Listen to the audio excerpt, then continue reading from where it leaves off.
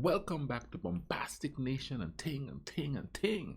Back with another vibe for you, and I'm going back to the islands, and we're going to do geography now, St. Lucia. As a lot of people said, hey, how come you don't do a whole lot of Caribbean islands? I have. You know what I mean? They just lost in the mix there, but I'm going to keep doing them because that's my area. That's the area I understand. You know what I mean? And Ting. And tell me, do me a favor, drop a like on this video and share this video. You understand? This could be a good vacation destination for you. You could go to St. Lucia, chill, go to Castries, hang out. Yeah, the capital. Anyway, let's go ahead and YouTube and simmer, see what they're saying up in here. Split countries of the Caribbean, and today we cover the sister triplet along with her two brothers, St. Lucia. If, like most people, you don't know anything about St. Lucia, basically, if the Caribbean islands were a school, St. Lucia would be like... It's Grenada.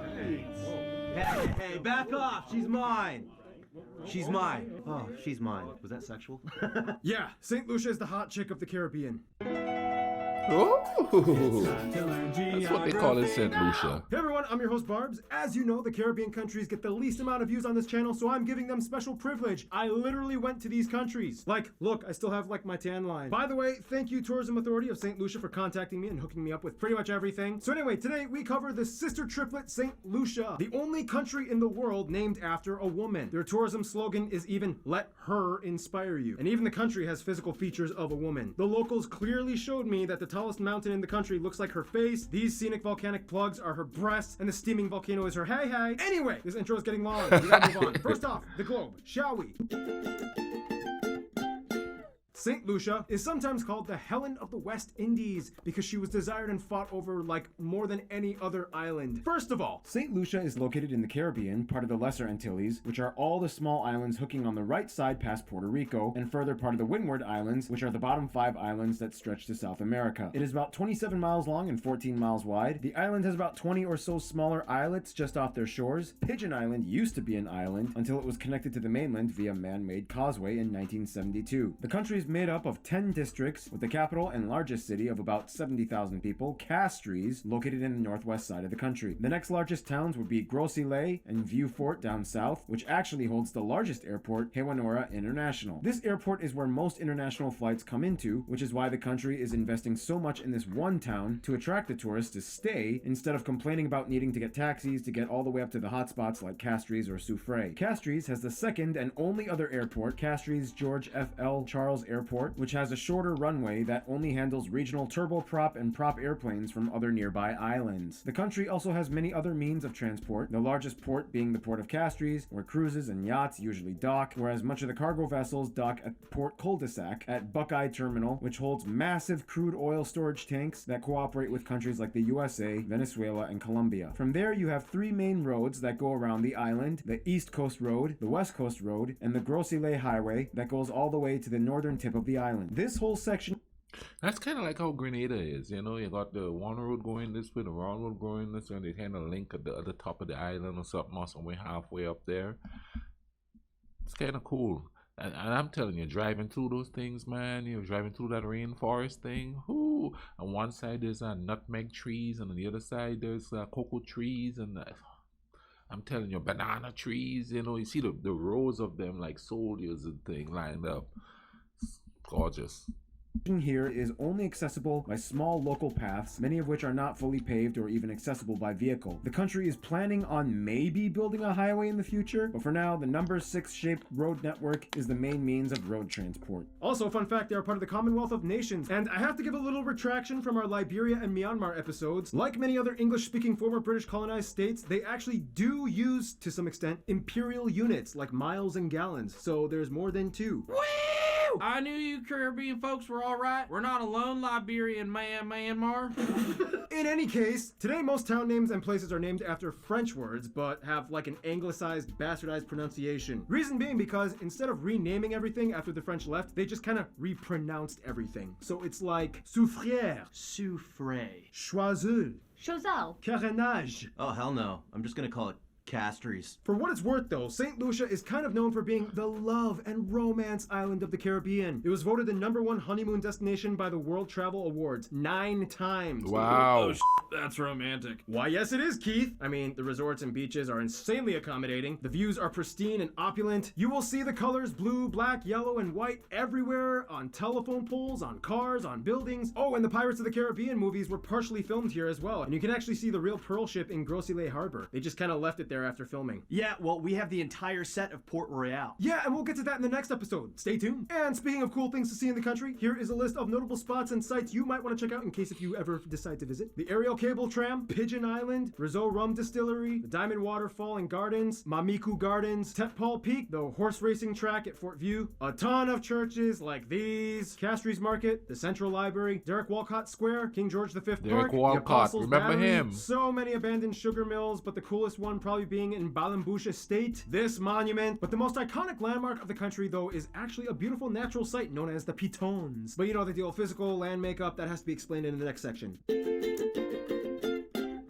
Okay, so I guess now I can explain. The Pitons are the most treasured and revered landmark of the nation. They are so proud of these 2 sharp vertical volcanic plugs. Here are some janky drone footage shots I got, and it's even on their flag, which we will discuss on Flag Friday. Stay tuned. In any case, here's the landscape makeup explained. First of all, St. Lucia sits on the convergence of the Caribbean Plate and the North American Plate. This subduction is what essentially caused the Antillean Arc, where all the smaller eastern Caribbean islands are found. Essentially, many of these islands were formed volcanically, and St. Lucia being one of the most active. The country is over 85% mountainous and about 77% forested, mostly on the inland parts, the tallest point being Mount Jimmy on the southwest side of the island. These jagged mountains allow numerous natural harbors on the edges, which is one of the reasons why it was coveted so much between the British and French, and it also allows small rivers and creeks to meander throughout the valleys, including the longest river, the Roseau, that flows into the Caribbean. The country has no main inland bodies of water, and the closest thing to a lake would probably be the reservoir created by the John Compton Dam on the Roseau River. The country really only has 2 seasons, the dry season from December to June, and the wet season from June to November. That's how Hurricanes Grenada do is occasionally too. may strike, but it is rare that they feel the full force of one. Only 2 in the past 30 years have caused noticeable damage, Allen in Same thing with 1980 and Grenada. Thomas in 2010. Finally, due to the pummeling winds of the Atlantic hitting the east side mixed with the warm moisture of the Caribbean to the west, over the mountains, it kind of creates a miniature rain shadow effect, which causes the flatter valleys of the southeast side to be slightly drier than the forested areas of the north. Phew, yeah, that's the thing you'll notice. The south side actually is noticeably drier than the north. It's weird. It almost looks like a savanna. In any case, I'm getting kind of tired. I need my triple shot of espresso break from a mug that you can get at geographynow.com. So that means Noah comes in for this segment.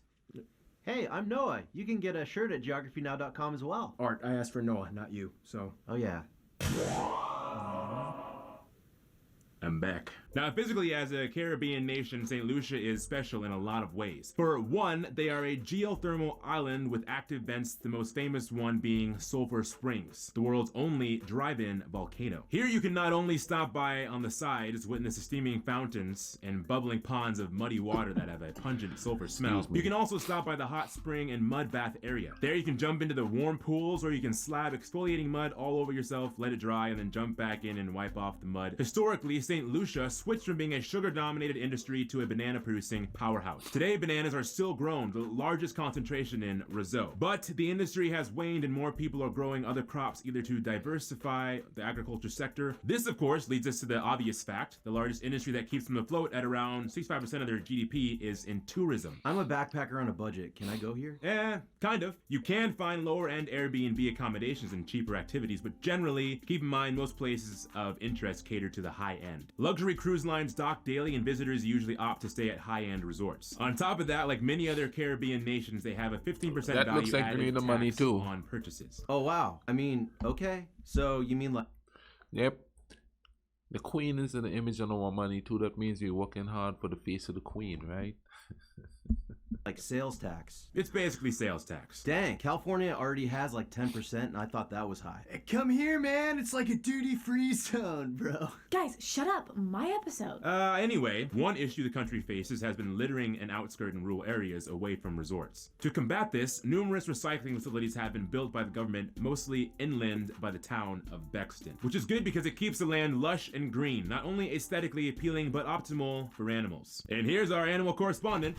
to explain. Gary Harlow here. St Lucia is a reptile and bird paradise. Today, lizards and geckos can be found crawling all over buildings and vehicles. The island is a haven for birds of all kinds like finches and warblers. Snakes of all kinds are here as well, including what is considered the most rare snake in the world, Kues snake. The island only has two main wild species of mammals, mongoose and the agouti. Now you See, we have mongoose, and I do believe we have agouti, but we didn't have that many snakes on Grenada. And I gotta look into the reason why. There's a reason saying that when the British ships came, they brought rats. Then they brought the snakes in to take care of the rats, and the snakes and the rats just grew. So they brought the mongoose in, and the mongoose pretty much take care of everything. Took care of all the snakes. Because I don't remember seeing snakes there very much at all. You know, but like in St Lucia and stuff, they have snakes there. more likely to find dogs and cats roaming around everywhere freely. It's hard to distinguish if they're pets or strays, but very often they're most likely strays. And finally, the national animal, the St Lucia parrot, is the only bird endemic to the country and is a vibrant, beautiful array. Ooh, that's beautiful. Thank you. Now, we finish off this segment as we always do. Food! St. Lucia is home to a wide variety of dishes, some of which you can find in other Caribbean states, like callaloo, lambi, pepper pots. I'm saying Marvel character Pepper Pot. He said lambi. Lambi is, I do believe, what people in the western side of the world, or up north here, calls conch shell. Down there in those islands, we call it lambi. Oh man, that thing tastes good. I haven't eaten that in a while. I tried some out of a can, not the same. Not the same at all. But yeah, lambi stew, oh my goodness. I'm telling you, boy, them thing bad for so. Some more Lucian specialties, though, include things like cocoa tea, bouillon stew, farine and cassava bread, float bakes, and any drink made by the Pitone Company, as well as national dish, green fig salad, and saltfish. Oh, and if you ever stop by, check out the Fondue Chocolate Plantation, where you can... Saltfish. And that's a good breakfast food too, man, you know. We make what they call bakes and saltfish with the cocoa tea that he's talking about, because we drink up the cocoa tea and thing in Grenada too. But my God, I remember getting up ready for school, you know, have my hot cocoa tea there and the saltfish sauce that my mom fried up with some onions and you know, coconut oil sometimes, and then you have your bakes and you just chow down before you go to school.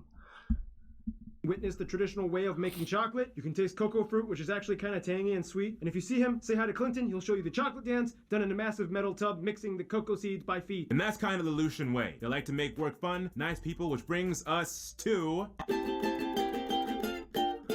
Thank you, Noah. You are welcome. I asked you guys, the Lucian geography peeps, what do you feel when you say you are Lucian? And here are some of the things you said. I would say it's our language and how friendly we are. Not all of the Caribbean islands speak Creole. Right. So you'd be able to tell the difference. It's paradise. St. Lucian is a paradise place. The talking. You're gonna say there St. Lucian. The talking is the way we're gonna say it in Creole, like Sakafedio. It's a must. You must find some way to come to St. Lucia. I don't want to be anybody else. I'm proud to be a Lucian. You know, I always enjoy someone asking me where I am from, and they'll be like, man, I have to visit this place. St. Lucians are descendants of brigands, and they were fighters. If they feel something is right, it should be owned by us. Anyway, first of all, the country has almost 200,000 people and was fought over 14 times between the British and French, more times than any other country in the Caribbean. The majority of the country is Afro-Caribbean at about 85%. Almost all are descendants of slaves brought over from colonial times. In addition, there are another 10% or so of mixed race people, mostly between black and European. Then you have a small minority of Indians at about 2%, mostly descendants of servants brought over from Uttar Pradesh and Jharkhand in India back in the 19th century. The remaining 3% are all other groups, including the native Kalinago Caribs and white Lucians, mostly with English heritage. They use the East Caribbean dollar as their currency. They use the American types A and B plug outlets, sometimes the British type G, and they drive on the left side of the road. Which is funny because you'll notice they prefer to import left a lot side of on the road in Grenada non-customized too. cars from Japan. So you'll see a lot of dashboard touch. That is the hardest thing to get used to. I always went around to the driver's side here in America thinking I'm going to the passenger seat. It happens so many times. It's hard to get used to it.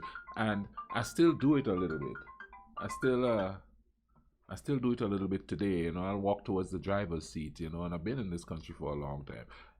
It's going to be harder, I think, to go back home and start doing that again. I'll probably get freaked out a couple of times, you know, driving on the left side of the road, which when I do, I'm going to take all you with me.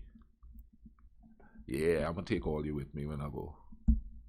Touch screens in Japanese, and the people just kind of figure out what the buttons mean without actually knowing how to read Japanese. I saw this in all 3 Saint countries, no joke. If there's one thing that Lucians can show a deep sense of distinct pride apart from the rest of their cousins, it's the fact that they are officially a bilingual nation with English and their own unique Lucian Creole, which is French-based. During slavery times, the African inhabitants were kind of subjected to centuries of confusion. I mean, it was like... So, repeat after me, the word is address. Non. Répète après moi. Le mot, c'est adresse. Address. Adresse. Address. Adresse. Adresse? And it's stuck. It has been somewhat standardized. They have a Lucian Creole dictionary. Schools are allowed to teach in both languages. Essentially, they can pretty much communicate with all the other French-based Creole Caribbean countries, and generally they can communicate with the French when they visit, as long as they don't talk too fast. I was told by you guys some popular things all Lucians say is hey, and he, salop. I think that last one was like a swear word, but whatever, nobody except you guys, the Lucians, will care. The country is relatively well off compared to their neighbors, and it all has to do with the government putting a huge emphasis on education, which follows many methods from the Lewis model. It helped them transition out of an agrarian-based economy to a service-driven one in the mid to late 20th century. It was kind of like...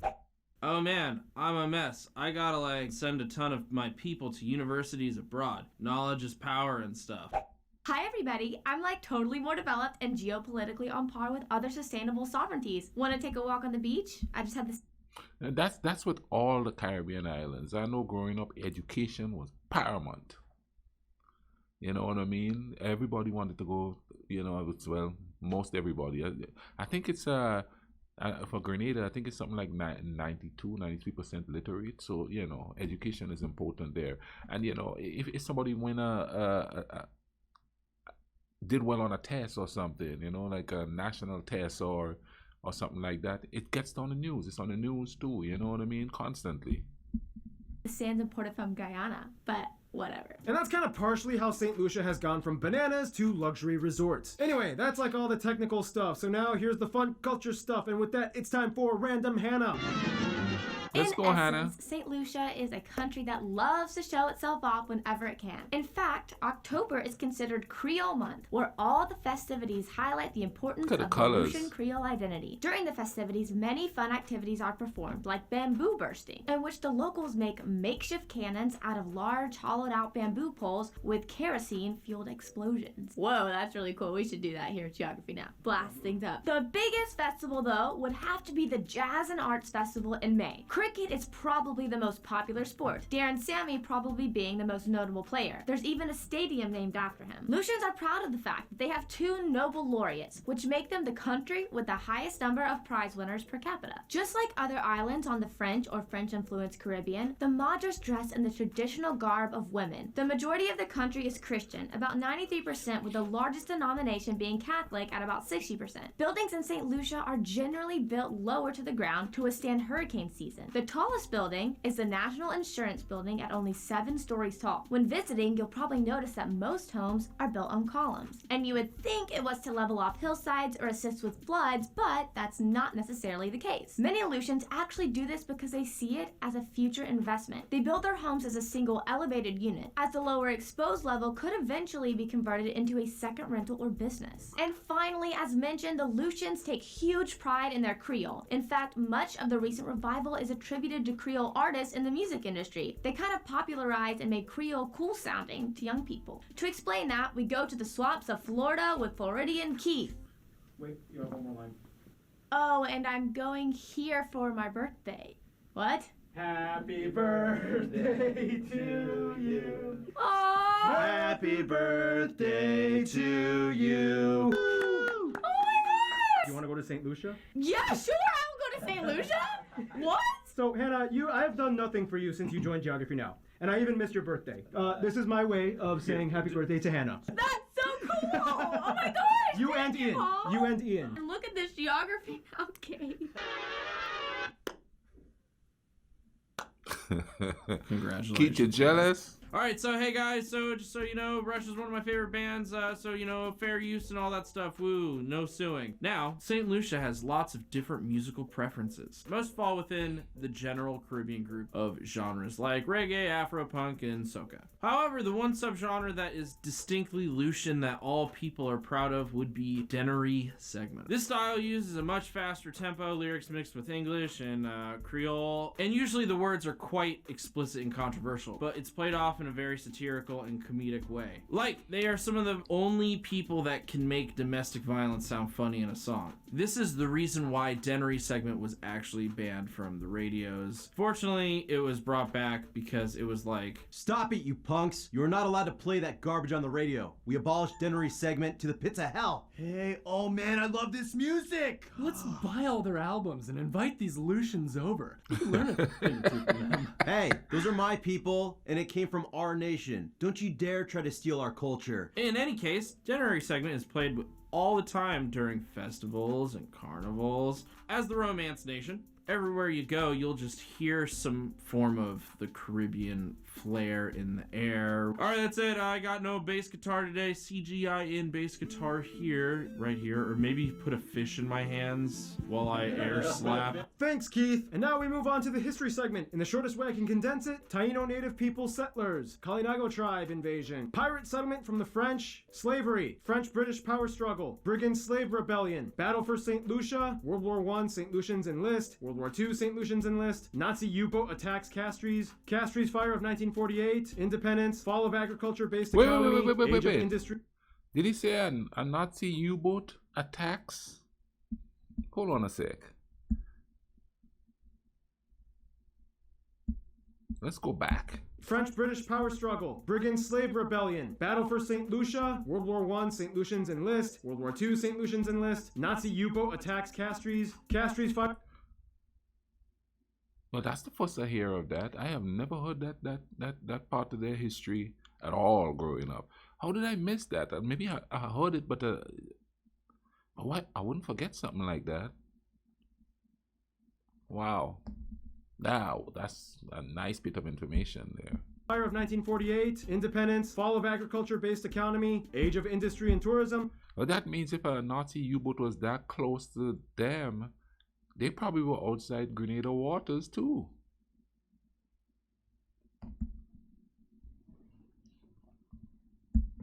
And here we are today. Some of the most famous people you guys suggested we mention in this episode include Sir Dunstan St. Omer, Sir John George Melvin Compton, Dame Marie Sophia Descartes, Johnson Charles, Kenny Anthony, Chef Nina Compton. All these singers and actors, Laverne Spencer, and Campeche Creole Comedy is a famous group. So there you go, the Romance Nation with a Creole culture, throw in some pirates and iguanas, and that's St. Lucia. And speaking of romance, let's see who this hot girl of the Caribbean is totally dating and into these days, shall we? St. Lucia is a country that loves to love, but she knows how to choose her crew wisely. For one, outside of the Caribbean, St. Lucia is tied heavily with both the USA and Canada, as they make up the largest visitor group out of anyone in the world, whether by air or cruise ship. Business is huge between the two as well. The US company Hess Corp constructed a massive multi-billion-dollar petroleum refinery on the west side of the country that helps assist in the storage and transport of fuel across North America. The UK and France, of course, are still heavily tied with St. Lucia as well. As the former colony of both states, both countries' people visit often, and both even have small Lucian communities living abroad, mostly in London or in the French overseas territories in the Caribbean, like Martinique, Guadeloupe, or Guyana. St. Lucia is one of the only few countries that recognizes Taiwan's sovereignty over the People's Republic of China, and in 2007 they formally recognized the state, effectively suspending ties with the PROC within a few days following. The Taiwanese president has visited and investment projects have been established, such as the helping of extending the international airport. When it comes to their best friends, however, usually it falls within their Caribbean neighbors. As the only three sovereign states in the Caribbean to have extensive French colonial background, Haiti and Dominica have a special relationship with St. Lucia. Haiti is like the big wild sister, and Dominica, often called Dominique, is like the quieter twin sister that likes to read and keep to herself. These three are the independent French Creole countries, and even though they are quite different culturally, when they meet up, they still nod and totally get each other. For their closest friends, though, I asked you guys, the Lucian geograpeeps, and most of you agreed. The French overseas island territories of Guadeloupe, Guadeloupe and Martinique, often called Guada and Martinique, are probably the closest. These three islands have the closest Creole, they love each other and visit often. Multiple flights and sea ferries connect them, and Martinique is probably the closer one as they were at one point a dependency of Martinique under the French West India Company. Today, many people have families in each other's islands, and they are absolutely infatuated and in love with each other. In conclusion, St. Lucians are kind of weirdly proud of the fact that even though they have a history of colonialism and a little bit of chaos, they were still fought over 14 times more than anybody else, so they were kind of desired, and they still kept the identity of the Creole culture alive even after all those centuries. Stay tuned, St. Vincent is... Man, that's 3 islands in the little Windward Island that I've done. No, I've done all 4. I have done all 4. St. Vincent, St. Lucia, Grenada, and Dominica. I've done all 4. Maybe it's time to go on to the Leeward Islands down there, you know what I mean? Or great cricket rivals, you know, because the Windward Islands, which is the islands I just mentioned, and the Leeward Islands, I'm going to have to look that over again. But, you know, cricket, we battled in cricket because all the countries get together and put one team together. One team is called Windward Islands, one is called Leeward Islands, and the fight is on. Sportsman-like, that is. But anyway, man, thank all you for watching this with me and thing, you know what I mean? I had some fun doing this one. Learned something new there. I did not know those U-boats were that close to home. It's crazy. My man was really trying to take over the world. That's a long way. Long way. But, you know, I'm going to leave a link in the description to this video. You know, go check it out and ting. You know what I mean? In the meantime, you all take care of each other. Cool runnings.